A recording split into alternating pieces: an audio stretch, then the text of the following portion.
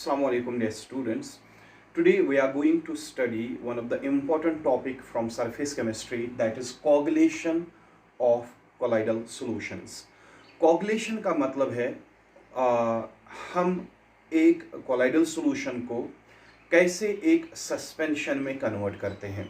तो आपको जैसे पता है जो कोलाइडल सॉल्यूशन होती है उसमें जो डिस्पर्स्ड फेज पार्टिकल्स होते हैं, सोल्यूट पार्टिकल्स, उनका या तो पॉजिटिव चार्ज होता है या तो नेगेटिव चार्ज होता है। तो पॉजिटिव चार्ज, जब सारे पार्टिकल्स का पॉजिटिव चार्ज है तो वो आपस में रिपल्शन करते हैं, उसकी वजह से रिपल्शन करने की वजह से उनमें ब्राउनियन मूवमेंट डेवलप हो जाती है, नेगेटिव चार्ज होने की वजह से उनमें ब्राउनियन मूवमेंट डेवलप हो जाती है।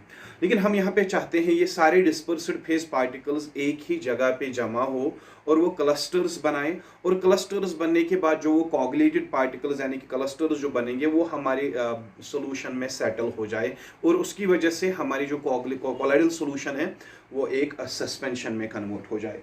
लेकिन यहाँ पे इतना भी इजी नहीं है कि हम एक कोलाइडल सॉल्यूशन को एक सस्पेंशन में कन्वर्ट करें। से फॉर द एग्जांपल आपके पास यहाँ पे एक कोलाइडल सॉल्यूशन है। कोलाइडल सॉल्यूशन में जो डिस्पर्स्ड फेज यानी कि सोल्यूट पार्टिकल्स होते हैं बहुत दूर दूर होते हैं, क्योंकि इनमें सेम चार्ज होता है। सेम चार्ज होने की वजह से ये दूर दूर रहते हैं और उसी की वजह से इनमें सेटलिंग नहीं होती है, और सेटलिंग ना होने की वजह से ये सॉल्यूशन स्टेबल सॉल्यूशंस कहलाती है। तो हमारा यहाँ पे मेन मोटिव है ये जो सारे पार्टिकल्स यहाँ पे दिए गए हैं डिस्पर्स्ड फेज पार्टिकल जो कि बहुत दूर दूर है, हमारा मेन मोटिव यहाँ पे रहेगा कि हम इन पार्टिकल्स को नजदीक नजदीक लाए ताकि इनके बीच में एग्रीगेशन हो जाए।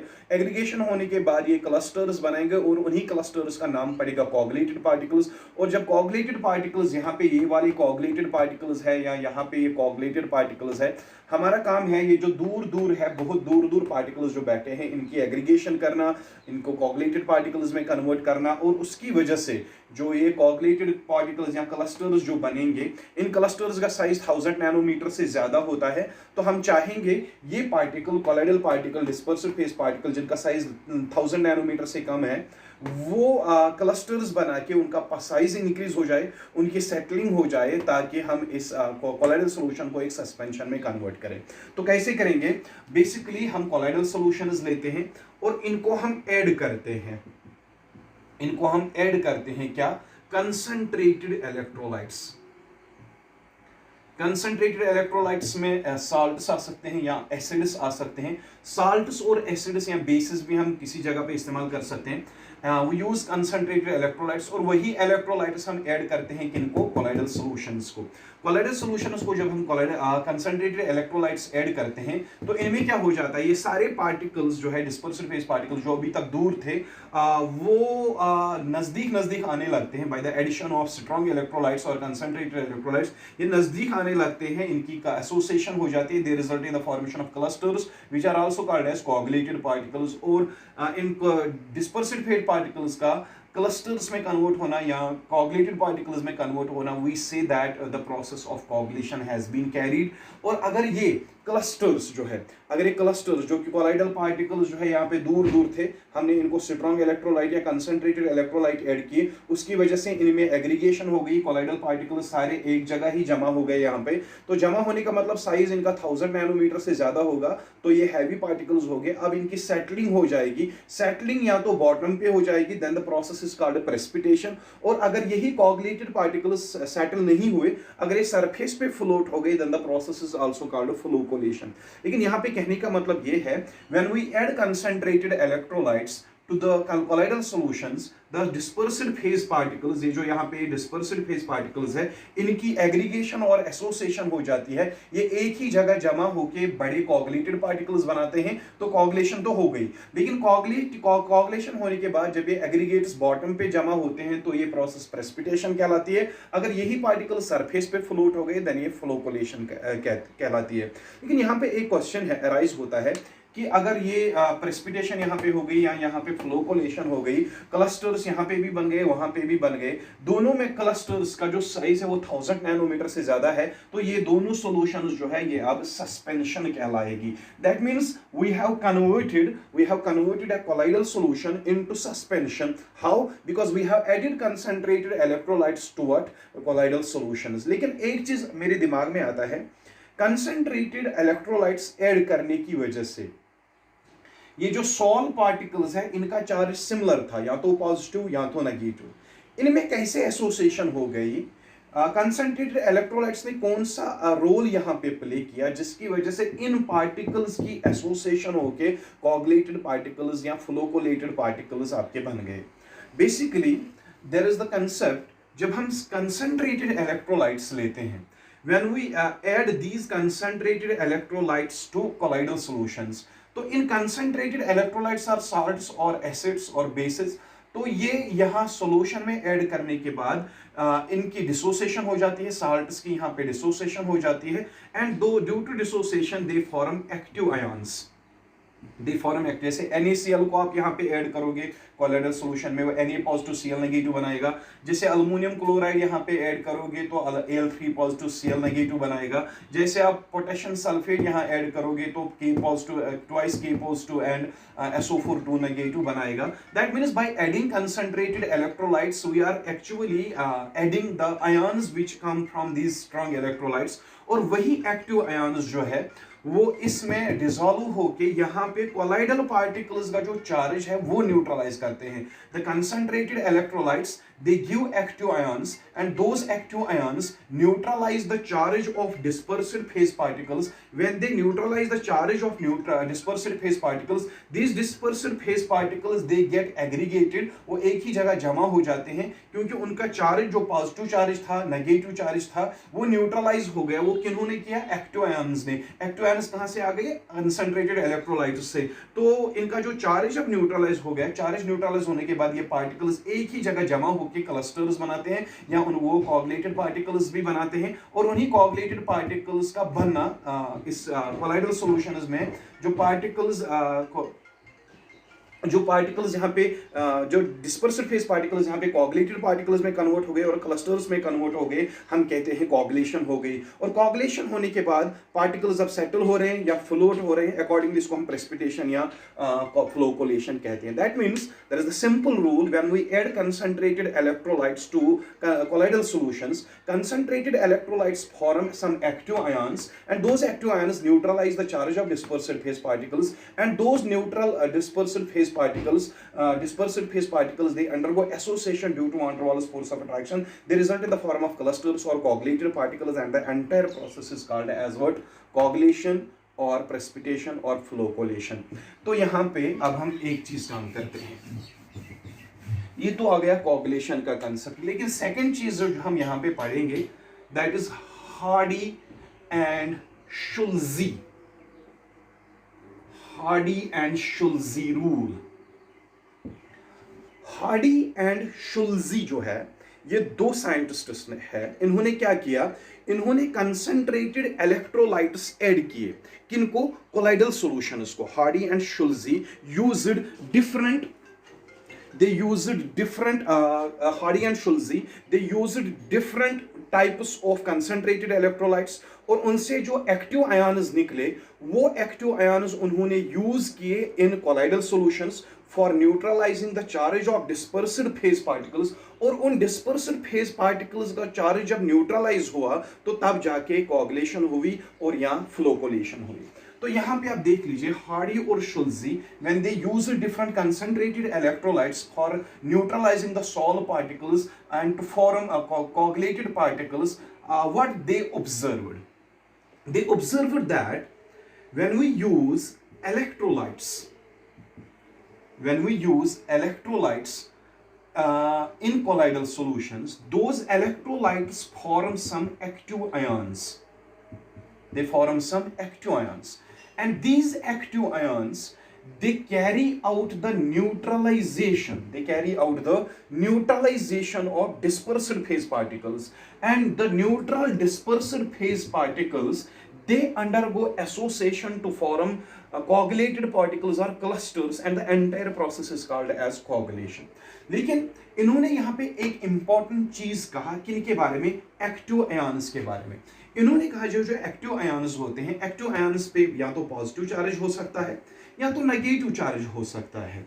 अकॉर्डिंगली ये या तो नेगेटिवली चार्जड सॉल्ट को भी न्यूट्रलाइज कर सकते हैं या पॉजिटिवली चार्जड सॉल्ट को भी न्यूट्रलाइज कर सकते हैं। एक्टिव आयंस में भी पॉजिटिवली चार्जड और दे में भी negatively charged. and those oppositely charged ions, they can neutralize the dispersed phase particles, and those neutral dispersed phase particles can undergo association and result in the formation of coagulated particles. लेकिन इन्होंने एक important बात कही, Hardy and शुल्जी ने, जितना active ion पे charge ज्यादा होगा, पॉजिटिव चार्ज या क्या नेगेटिव चार्ज, उतना ज्यादा वो डिस्पर्स्ड फेस पार्टिकल्स को ज्यादा न्यूट्रलाइज करेंगे। जितना वो ज्यादा न्यूट्रलाइज करेंगे उतनी ज्यादा कोगुलेशन हो जाएगी। रूल समझ लीजिएगा, एक्टिव आयंस पे मैग्नीट्यूड ऑफ चार्ज जितना ज्यादा होगा, चाहे पॉजिटिव चार्ज चाहे नेगेटिव चार्ज, उतना वो active ions dispersed phase particles के चार्ज को ज्यादा न्यूट्रलाइज करेंगे। और जितनी ज्यादा न्यूट्रलाइजेशन हो जाएगी डिस्पर्स्ड फेस पार्टिकल्स की, उतनी ज्यादा कोगुलेशन हो जाएगी और उतने क्लस्टर्स आपके ज्यादा बनेंगे, और उतना जल्दी हमारा जो कोलाइडल सॉल्यूशंस है वो सस्पेंशन में कन्वर्ट हो जाएगा।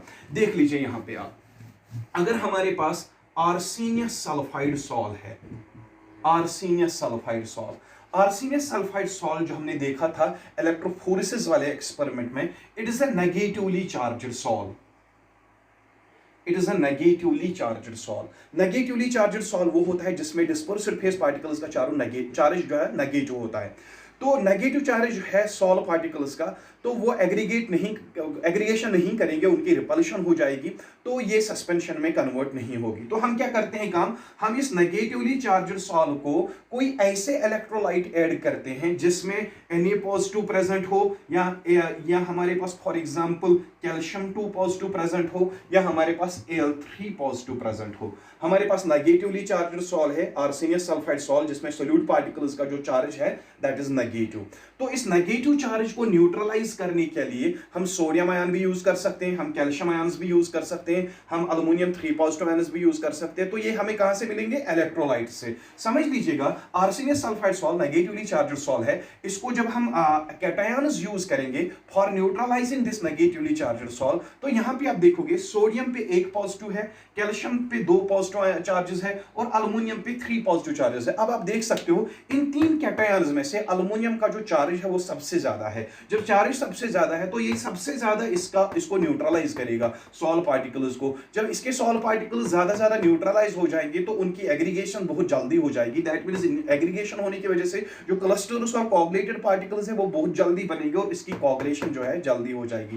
That means aluminium 3 positive will have strong ability to cause coagulation of this negatively charged salt because it has large magnitude of positive charge. लेकिन यहाँ पे सोडियम पे 1 ही पॉजिटिव चार्ज है, तो इसका कोगुलेटिंग पावर बहुत कम होगा। जब कोगुलेटिंग पावर बहुत कम होगा तो ये उतनी ज्यादा कोगुलेशन नहीं कर पाएगा इसकी। That means if we have to carry out the coagulation of negatively charged salt, we will prefer aluminium 3 positive because of it is higher positive charge density. Likewise अगर मैं आपको यहाँ पे और एक एग्जांपल लेता हूं, अगर मैं फेरिक हाइड्रोक्साइड सॉल्ट लेता हूं, FeOH3 salt, ferric hydroxide salt जो है ये एक पॉजिटिवली चार्ज्ड सॉल्ट है। पॉजिटिवली चार्ज्ड सॉल्ट होने का मतलब इसमें जो सोल्यूट पार्टिकल्स है उनका कौन सा चार्ज होता है, पॉजिटिव चार्ज। तो इस कोलाइडल सॉल्यूशन में पॉजिटिवली चार्ज्ड पार्टिकल्स को न्यूट्रलाइज करने के लिए हम नेगेटिव आयन्स यूज कर सकते हैं, जैसे हम Cl नेगेटिव को भी यूज कर सकते हैं, SO4 2 नेगेटिव को भी यूज कर सकते हैं, PO4 3 नेगेटिव को भी यूज कर सकते हैं, या हम एक FeCN6 4 नेगेटिव जो कि एक कॉम्प्लेक्स एनायन है हम उसको भी यूज कर सकते हैं। We are having ferric hydroxide salt in which the solute particles have positive charge and these positively charged solute particles for carrying out their neutralisation, इनकी न्यूट्रलाइजेशन करने के लिए हम डिफरेंट एनायन्स यूज कर सकते हैं। अब आप यहाँ पे देख सकते हो Cl के पास 1 ही नेगेटिव चार्ज है। जब 1 ही नेगेटिव चार्ज है तो वो उतनी ज्यादा कोगुलेशन इसकी न्यूट्रलाइजेशन नहीं कर पाएगा। जब न्यूट्रलाइजेशन या कोगुलेशन नहीं हो पाएगी तो इसका कोगुलेशन पावर क्या है, कम। लेकिन अगर हम यहाँ की तरफ देखिए, कॉम्प्लेक्स आयन है यहाँ पे आयरन का जो कॉम्प्लेक्स आयन है यहाँ पे कितने नेगेटिव चार्जेस है, 4। तो नेगेटिव चार्ज का मैग्नीट्यूड ज्यादा हुआ तो ये यहाँ पे पॉजिटिव चार्ज को ज्यादा न्यूट्रलाइज करेगा। जब ये इसकी ज्यादा न्यूट्रलाइजेशन करेगा तो इस सॉल्यूशन की कोगुलेशन के लिए बेस्ट एनायन यही रहेगा। That means Hardy and Schulze they say when we use strong electrolytes to cause coagulation of colloidal solutions, those concentrated electrolytes they give off active ions and those active ions neutralize the charge of colloidal particles. but we have to use that concentrated electrolyte in which the charge density or the magnitude of charge on the active ions that should be very large. For neutralizing negatively charged salt, we have to use positively charged ions, and the magnitude of positively charged ions that must be very high for carrying out the neutralization with ease. Similarly, for neutralizing positively charged salt, we have to use negatively charged ions, but we will prefer that negatively charged active ion which will have more negative charge density, so that it will cause more and more neutralization of dispersed phase particles, thereby it will result in strong coagulation of this colloidal solution. तो और एक point यहां पे आपको समझना है, that is flocculation value. Flocculation value, flocculation value एक important concept है जो मैं आपको यहां पे समझाऊंगा. फ्लोकोलेशन वैल्यू का मतलब है हम कितना स्ट्रॉन्ग इलेक्ट्रोलाइट जो हम ऐड करते हैं, स्ट्रॉन्ग इलेक्ट्रोलाइट जो हम यूज करते हैं, किसके लिए? For carrying the coagulation of colloidal solutions, we use what? Concentrated electrolytes. तो concentrated electrolytes की concentration in terms of millimoles, in terms of millimoles, कितने millimoles या कितना millimoles concentrated electrolyte हम यूज करें so as to carry out the coagulation of a particular type of colloidal solution, that is called as the flocculation value. Flocculation value अगर मैं कहूं, हम concentrated electrolyte जो ऐड करते हैं किसको? कोलाइडल सॉल्यूशन को, सो दैट उस कोलाइडल सॉल्यूशन की कोagulation हो जाए और वो सस्पेंशन में कन्वर्ट हो जाए. तो हम यूज क्या करते हैं? कंसंट्रेटेड इलेक्ट्रोलाइट हम ऐड करते हैं कोलाइडल सॉल्यूशन को. तो वो कंसंट्रेटेड इलेक्ट्रोलाइट जो हम ऐड करते हैं, वो use that concentrated electrolyte in terms of millimoles. तो कितने मिलीमोल्स हम यूज करेंगे? क्या? Concentrated electrolyte. किस लिए? For carrying out the coagulation of colloidal solution, the amount of concentrated electrolyte in millimoles which we use to cause coagulation of colloidal solution, that amount is called as what? Flocculation value. अब यहाँ पे एक चीज question arise हो गया, अगर for example हमारे पास एक ऐसा कंसंट्रेटेड इलेक्ट्रोलाइट है जो हमें एक्टिव आयन्स तो देता है, उस एक्टिव आयन्स का जो चार्ज का मैग्नीट्यूड है वो बहुत ज़्यादा है, लेकिन कंसंट्रेटेड इलेक्ट्रोलाइट जो है वो हम ज़्यादा ऐड करेंगे या कम ऐड करेंगे, वो डिपेंड करता है इसके जो आयन्स है उनके मैग्नीट्यूड ऑफ चार्ज पे.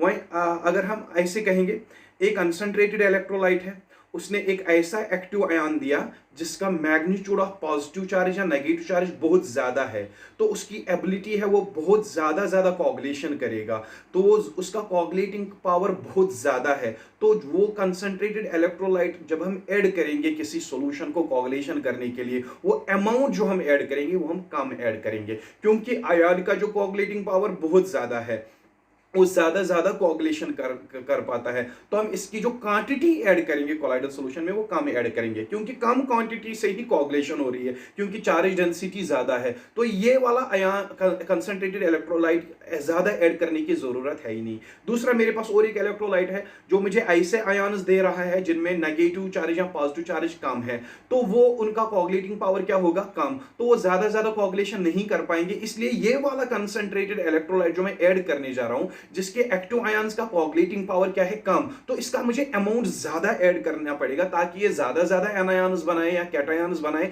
तभी जाके वो ज्यादा से ज्यादा कोagulation कर पाएंगे. That means more the coagulating power और more the charge of the active ions, more will be its coagulating power, lesser will be the amount required for causing the coagulation. That means lesser will be the flocculation value. तो ये चीज समझाने के लिए मैं आपको एक चीज सिखाता हूं यहां पे, वो आप देख लीजिए. एक मिनट, ये वाला बोर्ड में यहां पे लाता हूं, आप देख लीजिए. अगर मेरे पास इलेक्ट्रोलाइट NaCl है, दूसरा इलेक्ट्रोलाइट है अल्युमिनियम 3 पॉजिटिव, तो ये दोनों मुझे देते हैं कैटायंस Na पॉजिटिव देगा, NaCl Na पॉजिटिव देगा, अल्युमिनियम क्लोराइड Al3 पॉजिटिव देगा. अगर मुझे एक नेगेटिवली चार्ज्ड सॉल्ट की कोagulation करनी है, तो NaCl से Na पॉजिटिव मिलेगा, यहां पे अल्युमिनियम क्लोराइड से Al3 पॉजिटिव मिलेगा.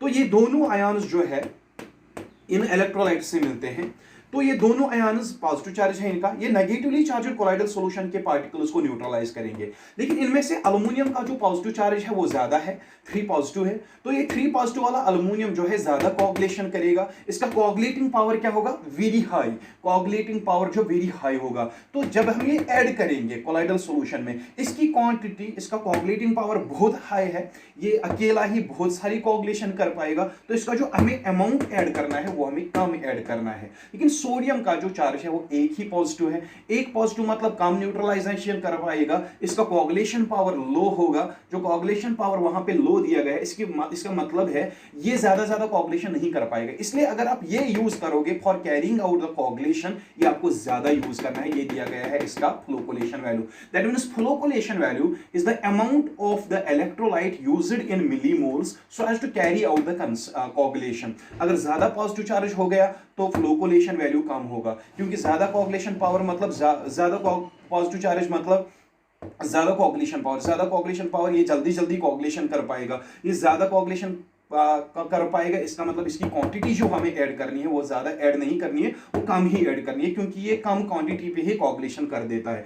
तो ये इसका जो पॉजिटिव चार्ज कम है, कोऑगुलेशन पावर भी कम होगा, यानी कि ये ज्यादा कोऑगुलेशन नहीं कर पाएगा, इसलिए इसका अमाउंट आपको ज्यादा ऐड करना है तभी जाके कोऑगुलेशन कर पाए। Same is the case with anions. अगर आपके पास Cl नेगेटिव है और SO4 2 नेगेटिव है, Cl नेगेटिव के पास एक ही चार्ज नेगेटिव चार्ज है, SO4 के पास 2 नेगेटिव चार्ज है, तो अगर आप देखोगे इन दोनों में से Cl नेगेटिव कम ही कोऑगुलेशन कर पाएगा पॉजिटिवली चार्जड सॉल्यूट्स की, SO4 2 नेगेटिव ज्यादा कोऑगुलेशन कर पाएगा।